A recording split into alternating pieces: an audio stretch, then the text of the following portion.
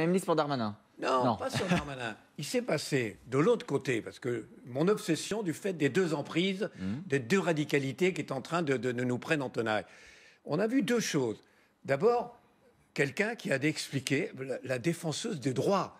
Le défenseur des droits. C'est délirant. Défenseur des droits. Qui a délirant. expliqué qu'il y a des zones, c'est-à-dire des zones où il y a beaucoup de noirs ou de musulmans, parce que c'est ça que ça veut dire, où il ne faut plus faire de contrôle d'identité. Alors, on va juste relire ses propos, Jean-François Kahn, pour être précis. Elle ne dit pas des zones où il y a des noirs et des musulmans, je vais quand même précis. Elle nous explique sur cette idée de contrôle d'identité. Cela fait un moment que l'on demande que soient menées des expérimentations, parce qu'au bout d'un moment, dans certains quartiers, pour certains jeunes, cela devient insupportable. Donc, est-ce qu'on ne peut pas expérimenter l'arrêt du contrôle d'identité des zones sans contrôle d'identité? Vous voyez les propos de Claire Hédon, défenseur des droits. Pourquoi c'est du pur délire?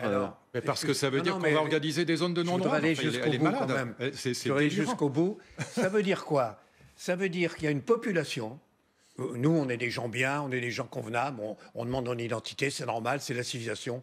Mais il y a des gens qui, eux, ne sont pas dignes de nous, donc faut les laisser dans la jungle. C'est complètement raciste comme image. C'est eux, cette population-là, ils sont bons pour la jungle. Je crois qu'elle ne le justifie pas comme ça. Non, mais d'accord, mais naturellement qu'ils ne le justifient pas comme ça. Mais quand ça veut dire ça... Jean-François Kahn, je précise juste pour nos téléspectateurs qui n'ont pas entendu toutes les déclarations, elle explique effectivement dans certaines zones, le contrôle d'identité peut aussi être vécu comme une agression lorsqu'il se répète et qu'il faut pouvoir faire redescendre la pression. Mais vous vous rendez compte ce que ça veut dire? Encore une fois, je répète, il y a des zones qui sont en effet des zones où il y a des immigrés, etc., où là, il ne faut pas de contrôle d'identité, donc il faut leur laisser la jungle. C'est quelque part, ça veut dire ça. C'est quelque chose. Et deuxième chose et dernière, vous avez l'association de défense des droits de l'homme, l'organisme de défense des droits de l'homme, qui dit, et toute l'extrême gauche le dit, donc c'est cette emprise sur l'extrême gauche, sur ces organisations, qui dit que dans la loi, il est dit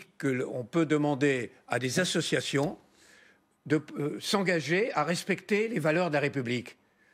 Des associations qui reçoivent de l'argent de l'État. Vous entendez bien? Des associations reçoivent de l'argent de l'État et on leur demande, pour recevoir l'argent de l'État, il faut qu'ils s'engagent à respecter les valeurs de la République. Et ils disent, c'est un scandale.